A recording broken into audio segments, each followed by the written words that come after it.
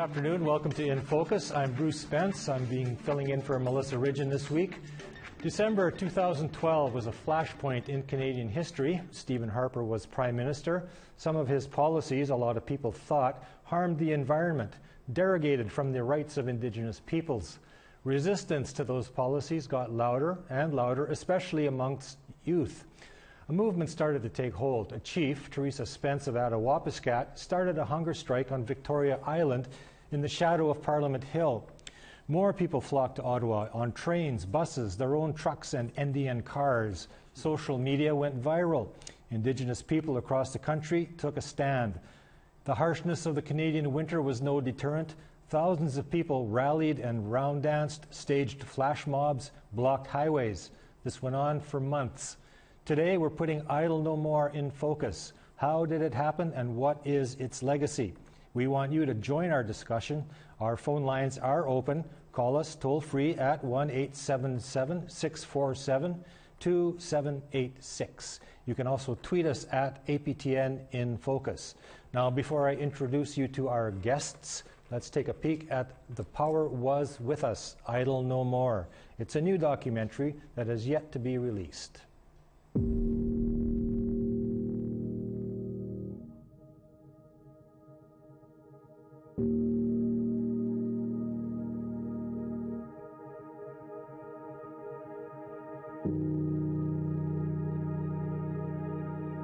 It's a movement some never saw coming.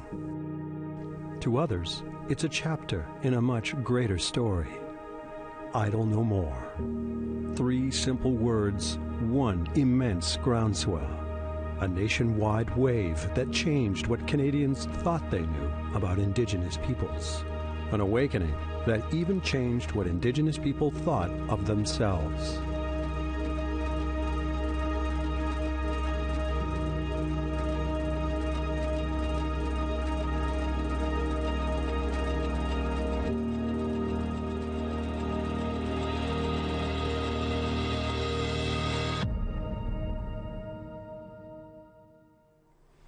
Now joining us in studio, Rick Harp.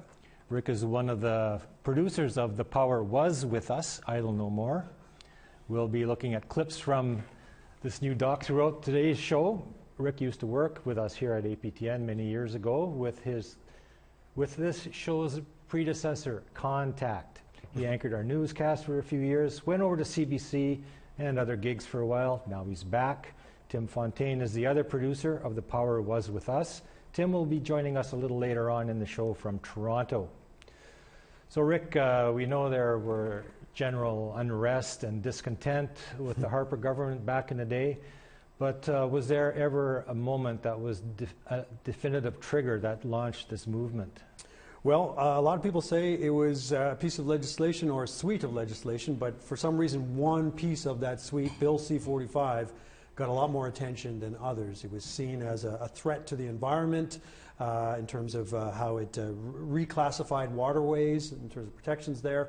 It was also made changes to the Indian Act in terms of how lands could be designated for leasing to outside interests. Some people felt that this kind of was the thin edge of the wedge, as they say, and put First Nations lands at risk. So I think a lot of people see C-45 as the trigger. It wasn't the only one, but it seemed to provide a central focus point.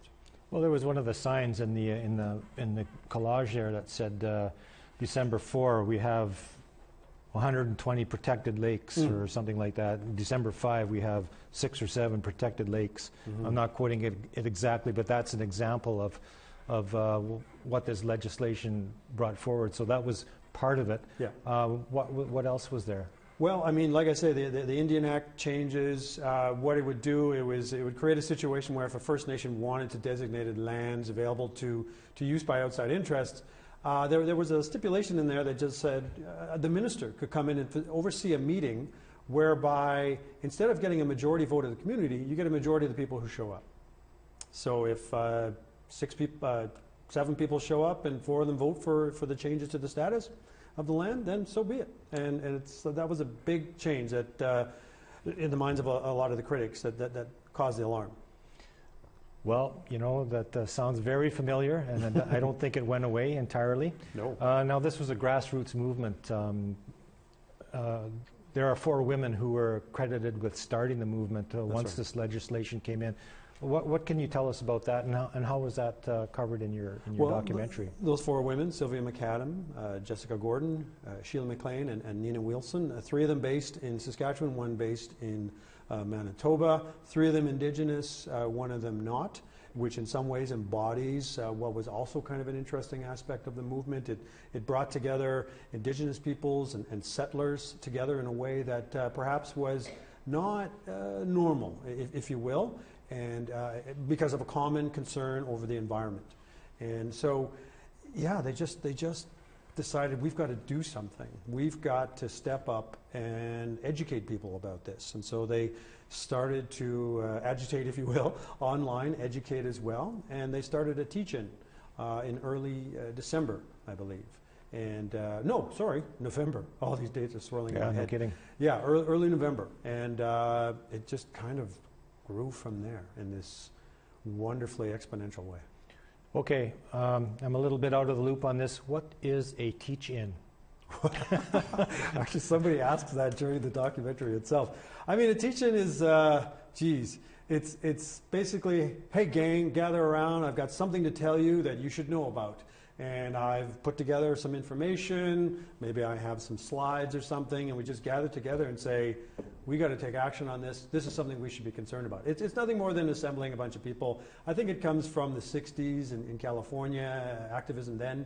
It's just an informal education that takes place ideally in an accessible format, you know, not too academic, not too jargony, and just empowers people, not just educates them. Yeah, and the word grassroots is used quite a bit. And from what I remember, this was not the usual rented crowd where a chief will bus in a couple hundred band members and charge up the front steps of the legislature, that kind of thing. It was really a grassroots thing, was it not? Well, there were a lot of different players acting in a lot of different ways based on different motivations. So there were absolutely grassroots people, right? Not the usual suspects. But there were also chiefs. And there was also one chief in particular, from Attawapiskat, Teresa Spence, who acted on her own initiative, in launching her hunger strike. And all these things were coincident. And, I'm tempted to say the whole became, in this alchemical way, greater, right, than the sum of its parts. And it's important to distinguish between all the different actors because, as I say, they have different motivations, different techniques, different theories of change. And, to me, it's very difficult to separate them out from one another, but I think it's important to delineate who was doing what and why. So the 4 originators of the movement were women. Yep. Could you characterize this movement as a women's movement or something that was started by women and spread? Yeah, I think women were absolute critical drivers to this movement, and in some ways that was one of the defining distinct characteristics of it. Women have, as Tara Williamson, one of our featured observers and speakers, she said, women have always been active. It's just through I Don't Know More, it became a prominence that perhaps had not been enjoyed in the public domain in quite the same way. So, listen, what motivated you and Tim Fontaine to undertake this work, this documentary? I've been asking myself that for the last 2 years. You know what? Karen Pugliese, the former executive director of News and Current Affairs here at APTN News, she approached me and Tim and said, we've got this rich treasure trove of old footage that's been amassed since 2000. And when we run a story, maybe tops, we run 3 minutes of the footage after shooting an hour's worth. What happens to those other 57 minutes? And that kept happening in hundreds of cases. What if we could take that all and weave it together in a more expansive way and look at different issues that we've covered over the years? So Tim and I sat down, methodically went through all the coverage and all the tape, first of all trying to track it down, and we went, well, what do we have? What do we have the most material on? I Don't Know More. And that's it. And now here we But are. why Idle No More? Well, I mean, why not? I mean, it's one of the most compelling stories of the last decade. It's a transformation point. As I say, it's unprecedented in a lot of ways and arguably unparalleled. And so I think it's been 7 years, 6 or 7 years, depending on when you date it, right? It was about time to take a long, comprehensive look. And frankly, I think we barely scratched the surface, and we have 160 minutes dedicated to it over two episodes. Like, we could have done a miniseries of about 10 episodes, I swear. Well, maybe that's coming up next. No, it's not for me. Not for me or Tim. Well, you know, now those of us that do work in the newsroom here, we've been watching you and Tim running back and forth to the edit suites, you know, and we've Crying, seen you sweating, bleeding. we've seen you toiling hard at this task. How tough a job was that? You know what? It's a labor of love. I mean, there are moments where you hit little crises because you're like, is this going to get done? Something would fall through, or we needed just the right graphic, and we'd have to either tap the amazing work of our graphics team, Alicia and Renee, or we'd have to come up with, or find it by hook or by crook. But you know what? This story has been transformative for me, myself as a storyteller, because in some ways it almost told itself. Like, it was just incredible. And it allowed, and now I will say, I'd say about 85% of the footage is ours. There was about 15 that wasn't. But we would discover there was footage lying around that didn't have a home. For example, Shane Belcourt had some amazing footage from various events. Ryan McMahon did, so props to them. And YouTube, I mean, this was the other defining feature of this, right? It was a social media heavy movement. So there were stuff out there being shared in the public that we would access and weave into the storytelling. It's quite something. All right, well, I'm going to follow what's on the prompter here. Before we continue a discussion with Rick, we spoke to one of the founding 4 women who started the Idle No More movement. Jessica Gordon is from the Pasqua First Nation in the Qu'Appelle Valley, east of Montreal, east of Regina, where she is now a band counselor. Hi, Jessica. So we're doing all this work on the Idle No More. We're doing a documentary on it. And you were involved. You were there when it started. What made you want to get involved? Well, I don't know if anything made me get involved. It all just happened. A few of us were discussing some of the bills that were coming up, and we decided, well, let's do something about it. Let's get some awareness built around these legislation. We could use environmental rights, Indigenous rights. So we chose to go with Bill C-45, only because we could see that it affected the environment, not only Indigenous people, but non-Indigenous people too. So we could build some allies with that. Well, how did you get that momentum going? Like, what did you see there in your initial meetings, and to get more and more people flocking to be behind you or in front of you? Yeah, I believe it's because it was a grassroots movement where it could be anybody that could get involved. Anybody could learn the issues. Anybody could go out and teach about the issues. So I think that was a big drive to get a lot more people involved and to, go display whatever they needed to get that word out that Indigenous rights, environmental rights need to be heard. So I believe a lot of it had to do with it was grassroots driven. You didn't have to be an activist that's been, practicing or, demonstrating for decades or whatever. It could be anybody. It could be a Quilcum. It could be a Mushum. It could be an aunt, uncle. Even some of the youth were out there, and they were the ones that shone the brightest were the youth. So when people started coming to your meetings and getting involved, and it was grassroots people, it wasn't the chiefs or the tribal council people, it wasn't people who get paid to go to meetings? Yes, exactly. And that's what drove a lot of it too, is that you knew that passion was already there. You knew that spirituality behind the movement, behind what drove everybody. It was that spirituality, and it wasn't because they were getting paid, it's because they wanted to and they had a passion for it. Well, I remember the crowds in Winnipeg because that's where I'm based, and some of my own adult kids went down when it was 35 below out with the wind blowing, and they went out and they never participated in anything like that. Did you find that basic, like grassroots? That's what it is.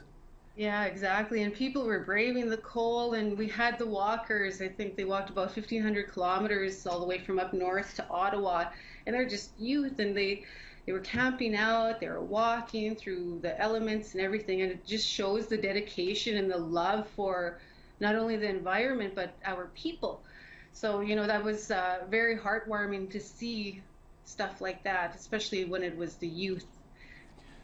Well, it did create quite a stir. There was all kinds of concern expressed by government, law enforcement agencies. Do you believe that Idle No More made a difference, that they accomplished something? Oh, yes, indeed. I think, those bills and the legislation, they were just a catalyst to get us moving. It wasn't necessarily, okay, if they repeal a bill, then we're successful. It was just a way to get started.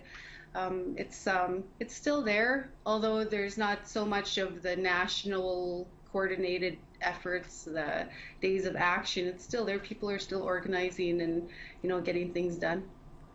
Well, it was almost as if it didn't peter out, because it is there. There is still a presence on Facebook and social media, but things seem to die down. There are situations in the country right now, out west with Wet'suwet'en and other pipeline issues. Is there anything more for Idle No More? Is there something coming up ahead on that you can see it all starting over again? Yeah, I've been told quite a bit of times that, that first round of Idle No More was just like a drum roll call. It got us ready to take more action, to have more sustained action, to be more strategic in how we go about the next round. I see it happening again. I see it, the rallies, the round dances, barricades, blockades, reclaiming spaces. I could see it all.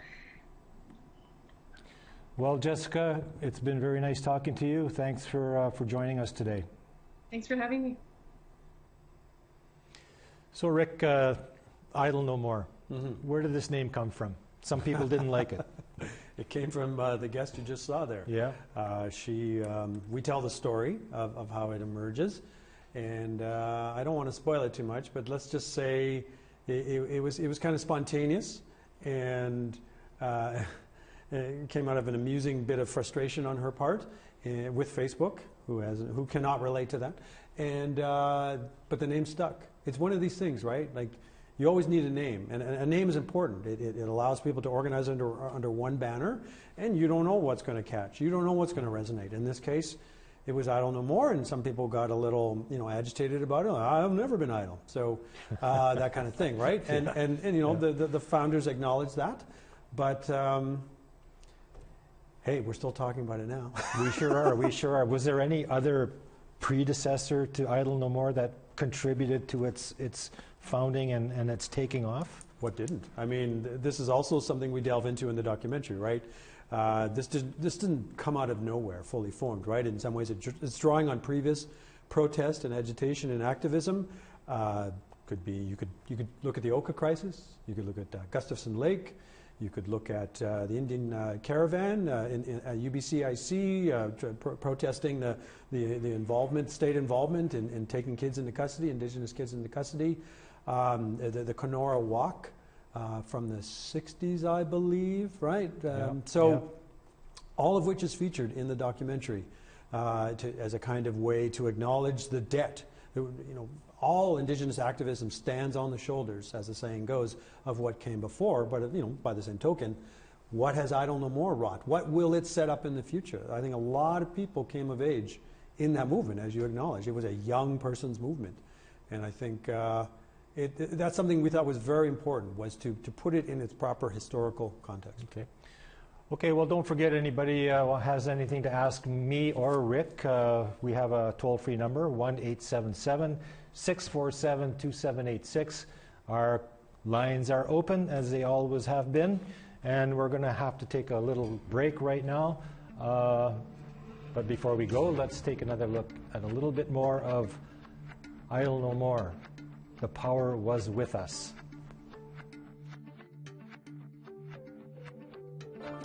As Wilson went door to door, others expanded their outreach online. A teach-in on an Alberta reserve gets shared live on YouTube. All 4 speakers are Indigenous women, all of them lawyers. I can't even articulate to you how afraid I've become based on what I've been reading from the government's legislation. I do not support the Indian Act. I want to make that clear. But if they're going to make changes, they have to consult with us and talk to us about it. Because we don't have time to be sleeping. We don't have time to be quiet. We don't have time to not be thinking about this and our future. What we're facing is like no time at any point in our history.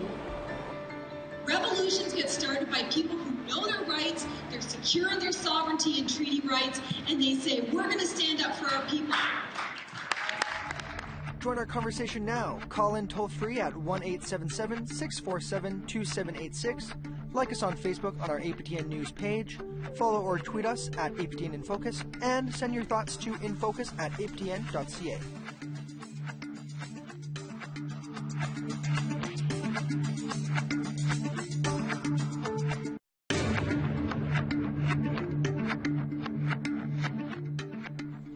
Welcome back to In Focus. Now we are going to keep talking about the Idle No More movement and the documentary, which I will say right this time.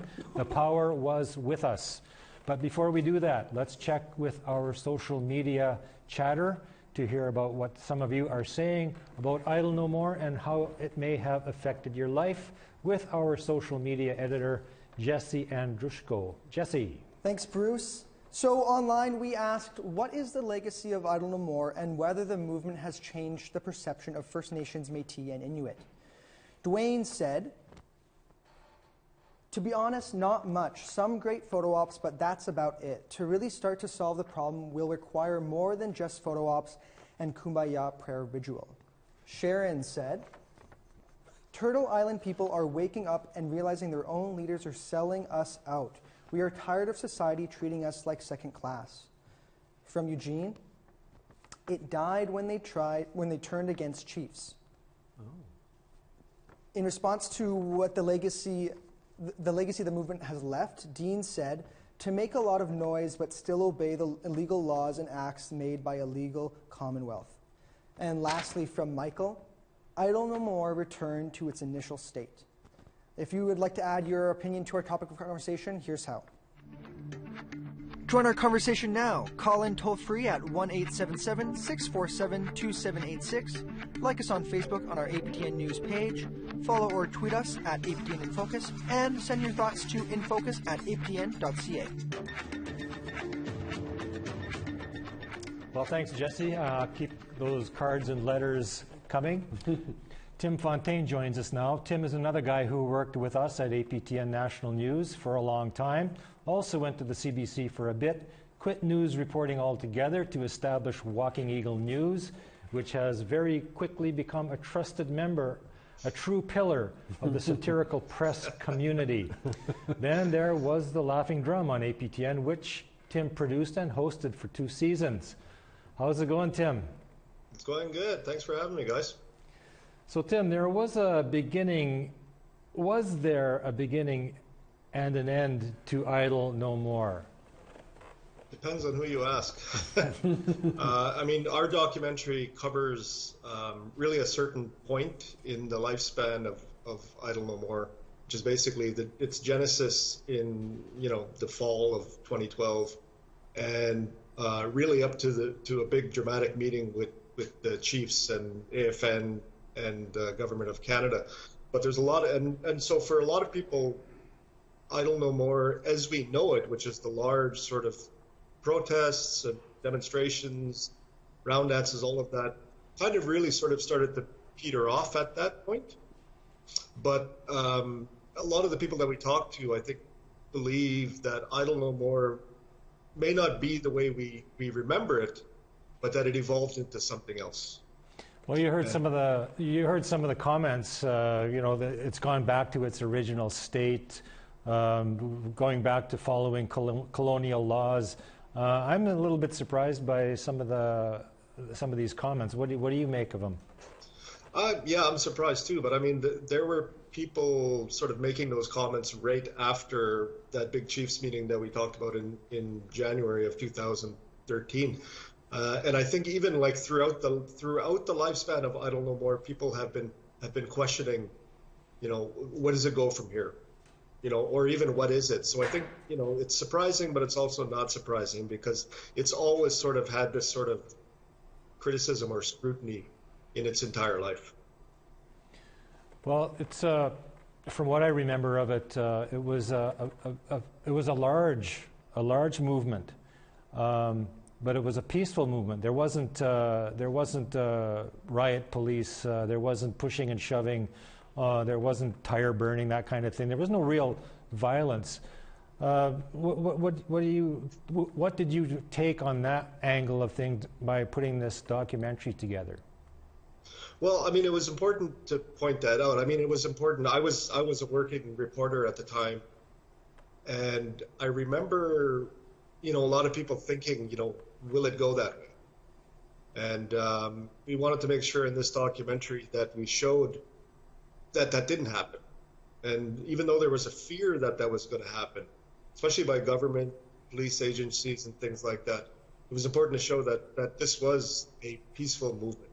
And the way some of the people that we talked to described it was motivated by love for community, right? So that's something to remember. And that was something that we remembered when we were putting this together. But, looking back on that footage, it's surprising. You remember, that we didn't know how that was going to go, and we didn't know the way things were, right? So you're kind of a millennial, I think. Maybe you're a little bit too old for that, but social media is a big thing with our young people these days. Facebook, Twitter, Snapchat, Friendster, Prankster. Well, what role did the social media aspect play in this whole thing that you were looking at? I think it couldn't have happened the way it did without social media. I think that it allowed people to organize and to get the word out unfiltered in ways that hadn't been available to them before. So social media was absolutely a huge part of that. And you'll see in the documentary, how that played out and what a valuable tool it was to organizers within Idle No More. Well, I think we've got a clip here ready to roll that has that captures the essence of that role. If you guys in the booth there want to roll that for us. One of the things I think was a unique contribution of the Idle No More movement, which really changed the trajectory of the discourse around Indigenous issues in the country, was that we were starting to use social media. We were using blogs. We were using Facebook. How did you find out about the protest? Through actually Facebook. Yeah. Facebook. Yeah. Facebook. Facebook, my friends, APTN, just lots of different places, but mostly Facebook, yeah. It's, social media is it's really powerful these days. This was a movement that was so incredibly fueled by social media, which I think is also actually really telling about it being an Indigenous movement, that we've all, the reason we're still here, and not just surviving but thriving, is we are great at taking new things and adapting them and using them. Okay, well, social media. Tim, and I think we touched on it before as well, Rick, but Tim, there was an aspect to this movement that not everybody knows about, and that was the involvement of security agencies, law enforcement agencies, the RCMP, CSIS. I'd like to get into that fairly quickly, but I'm told that it's time for another break. So when we return, the legacy of Idle No More and what's next for Indigenous action.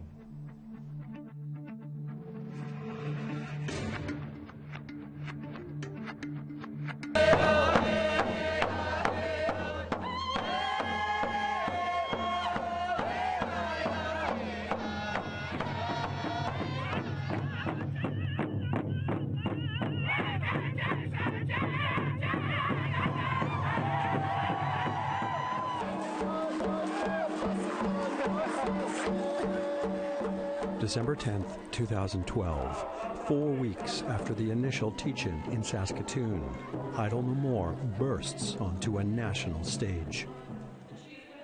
A series of coordinated yet independently organized rallies in at least a dozen locations across the country.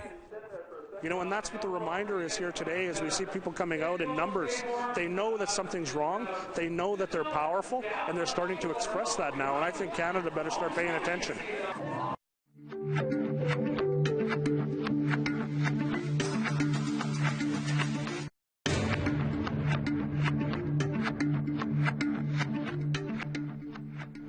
Welcome back to In Focus. We are joined today by Rick Harp, co-producer of The Power Was With Us. There you Idle go. No More. Yes. And Tim Fontaine in Toronto. Tim, welcome back. Thank you. Okay, we got some discussion to get going here. Let's make it happen. Let's talk about the cops. And you can either one of you can jump in on this. Somebody issued a report somewhere along. I remember it being in our newscast that the police were very interested in the Idle No More movement, and they must have had discussions with I guess it would be Harper's cabinet.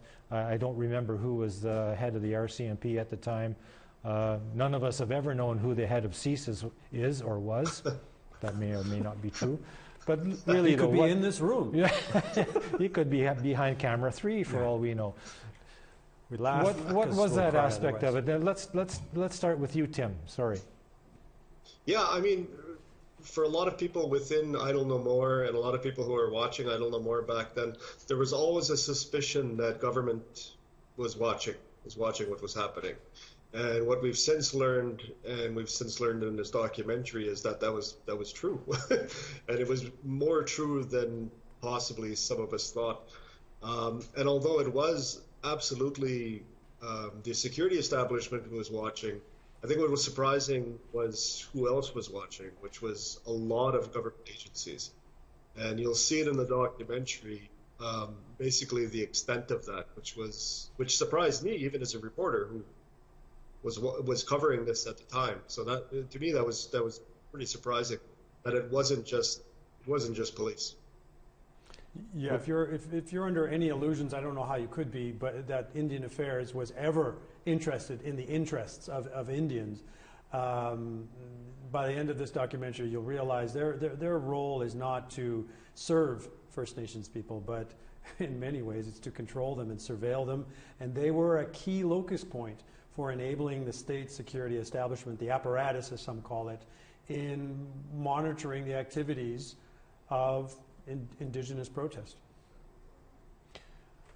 Even though Idle No More, as we've discussed earlier, was a peaceful movement, like did the movement get so loud and so large that it actually scared people who are in charge of policing Canada, people who are in charge of protecting big business, pipelines, forestry?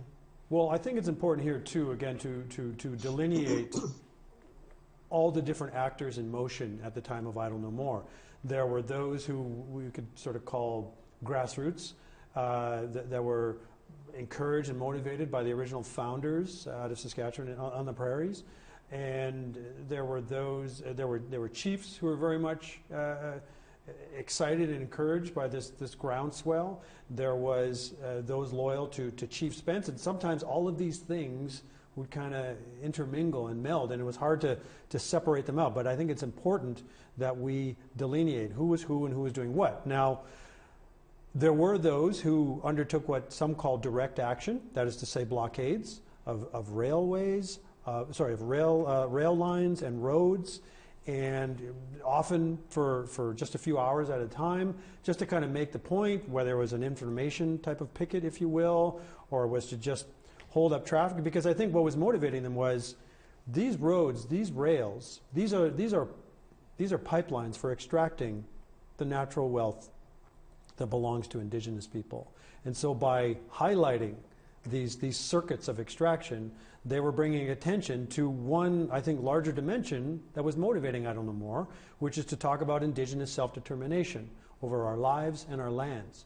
So they had the same idea, they had the same goal, but they chose different means, because as we document later, I Don't Know More felt that blockades as a tactic were not necessarily the best way to go. And in fact, they really tried to say, you do what you do, but don't do it in our name of I Don't Know More. But most people didn't make that distinction, so it got kind of nuanced and complicated. What's your take on that, Tim? You've got a lot to say about a lot of things and that aspect of it. Yeah, no, well, what was interesting too was that even though government was absolutely afraid that First Nations people, Indigenous people were going to start blocking roads and blocking what they call critical infrastructure. Yeah. So they were really watching for that. But even before that sort of action started, somebody that we spoke to said that they became obsessed with this. And the documents that a couple of researchers in Ottawa collected show the extent of that, which is thousands of pages of data that they were collecting, Facebook posts, hashtags, mentions of hashtags, all of these sorts of things. They were really, really trying to get a grip on it. And that was surprising. That was surprising to me that these were the sorts of things that they were watching for. It wasn't the way we imagine it, which is basically some guy in a trench coat standing there taking pictures of a rally. I mean, it was people on computers, and they were trying to see what people were talking about, trying to see where people were going, these sorts of things, and who was involved. So they were collecting large amounts of data about I Don't Know. And social media made that easy. It was a real big brother. Big brother, Rick says. Well, Tim, why do you think that was? Why all this investigative interest, this monitoring, this surveillance? What was up with that? I think because I Don't Know More was so unique in that we had never seen anything of this sort of scope. I mean, during Oka, during Meech Lake, during the 60s and the Red Power movement, there had been mass mobilizations of people like that, Indigenous people like that.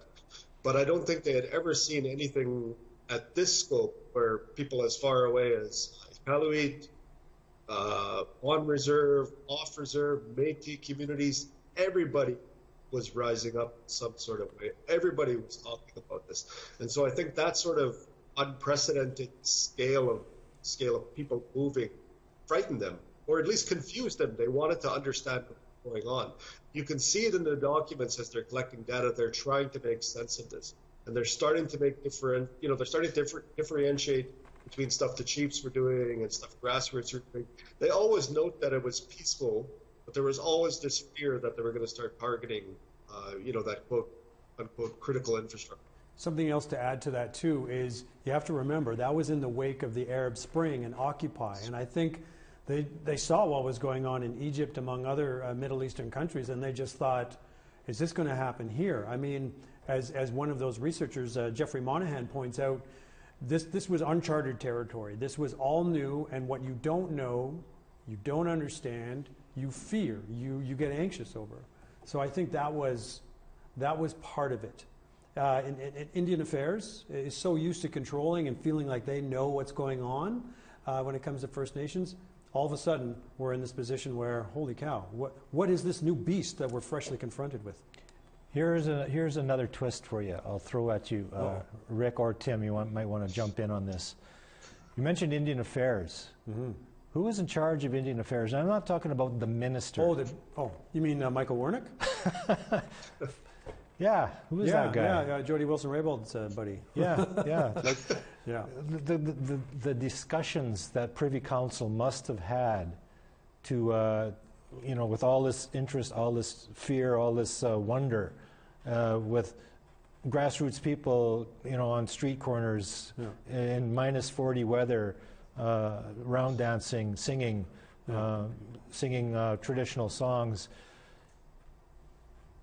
What was government doing? What was on their minds? Now, we've already touched on that to a certain extent, but was the Minister of Defense involved in any of these discussions? What was the deputy minister of the department, who was Michael Wernick at the time. What was his involvement? I don't know if that ever Well, nothing came that up. would have happened in the department would have happened without his knowing about it or at his say-so, right? And just as an aside, isn't it interesting that this incredible stepping up of surveillance and Indian Affairs' key role in that sees him promoted to the top job in the civil service? I guess that tells us a lot, right? But I'll leave that for people to decide what it means. It's important to note that there were a number of departments that were basically enacted to gather intelligence and share it. That was the other unprecedented aspect of this. This is the weird dual legacy of Idle No More. Not only is it unprecedented on the Indigenous activism side, it's unprecedented in terms of the scale and scope on the state security apparatus side. It really upped their game. They just hoovered up data wherever they could, and they warehouse it. I'm sure, no doubt, some of it still in their servers to this day. What do you think, Tim? Yeah, I mean, government, like Rick said, this was unprecedented, and the amount of people that were at the table to watch this, and for Indigenous services, what was done in Indian Affairs, to be key in this, I think is surprising for people who may not know or are not familiar with Indigenous services. You would probably think, like I thought going into this, that public safety or CSIS or somebody would be in charge of watching this, and no, it seemed like Indigenous service was really the center of all of this watching of Indigenous communities and non-Indigenous communities too. Basically, anybody who was coming to rallies, they were keeping track on all of this. So it was kind of surprising for me. And again, I was a reporter on the ground at the time, and you talk to people who were sort of suspicious of this, who thought that something was going on. But at the time, back in 2012, 2013, I had no idea the scale of it. And I think an open question too is, as we all know, Facebook is a walled garden. You have to get an account to get into Facebook. So if Indian Affairs has information gleaned from Facebook, well, how did it get that information? Did it, as some people think, they don't know, they haven't confirmed, catfish this information? In other words, pretend to be an actual human being, grab this intelligence, and then feed it back to their superiors? Or, I mean, it wasn't just them. RCMP was doing this monitoring as well. And so it raises lots of concerning questions about just the extent to which the state is watching us. Let's put a face on the faceless bureaucrats through Facebook. Right. Tim, you mentioned being a reporter on the ground during this. What did you see of the other journalists that were covering this? And I call it a phenomena. What was the impact of Idle No More on the media? Well, I mean, I think a lot of us were not taking any breaks.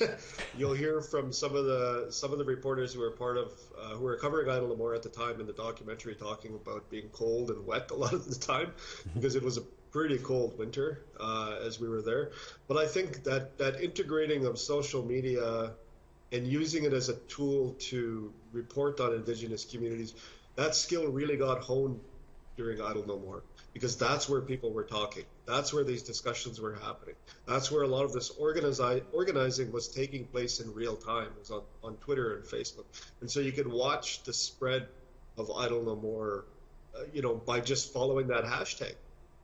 It was actually really quite incredible, because in the past, if you think about reporting in the past, a lot of it was, especially in Indigenous communities, you would get a press release.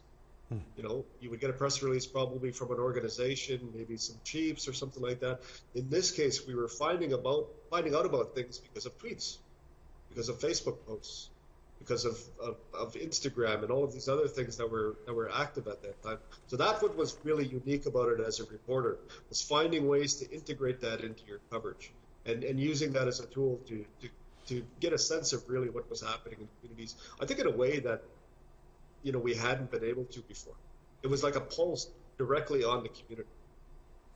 So we talked about the impact this movement had at the upper levels of bureaucracy. What do you think the impact was in the upper levels of editorial decision making? The editors of the Globe and Mail or the Star or CBC National News. I know APTN had it covered to a T because that's what we do. But what do you think of that aspect of it? And I'll throw that. Yeah, go ahead. Yeah, Tim. I think that it changed in a lot of ways. I think media learned a lot from that time and in a very quick amount of time. Some of them dug in. I'm not going to name names, but some newspapers and some outlets dug in and were actually taking almost like an adversarial approach with communities, with Indigenous activists. But I think that some learned they learned how to talk about communities, but it was also very confusing for them. And I think Idle No More was very confusing for a lot of people because it was considered leaderless. Horizontal, Yeah, it was horizontal. Decentralized, Media is so used to going somewhere and saying, who's the spokesperson? Who's in charge here? And talking to those people. But in a lot of these, things that happened, there was no leader. It was just a group of people that decided to do something. So they had to learn how to do that. But they were very slow to get to it. I mean, even if you think about a place like Sarnia, where there was a blockade of a rail line, right by the community. I was just going through some old newspaper posts, and they were still burying that story in the 6th page, the 7th page, the 8th page. You know what I mean? Yeah. Behind stories literally behind stories of kids losing their puppies. Well, let's take another look at another clip from the documentary. The one thing I liked about Idle No More is that, it didn't have to be those seasoned activists, that it could be just anybody. It could be even a youth. It could be a kokum sitting down on the highway.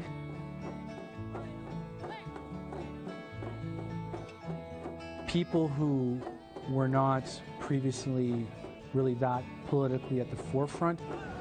There are cousins, there are aunties, there are kokums, there are grandpas. I got really emotional when I seen grandmothers walking in the middle of like 40 below weather on the highway with their kerchiefs on and their blankets. Babies, lots of babies. It was women and Two-Spirit people that felt that. There are people from the res, people living from the city. Were all the different genders and ages that were getting involved. The images that came out, it was always youth that were leading it. My message today is that we are not idle and that the youth are listening and that we're awake, that we're not all just playing video games or out there being troublemakers, that we're actually doing something to support our nation and to support ourselves and our elders and the ones that are up and coming. There was so many different people doing things that wasn't their normal, what they did. I'm not a political leader. I'm an everyday person who feels that something needs to change. And maybe that's what people need to understand, is you don't need to have a title to be a community leader. You can just be yourself and be a leader. All right, very quickly now. We've seen a lot of this stuff. We discussed a lot of this stuff. And Rick, what is the legacy of Idle No More? Did it accomplish what it set out to do?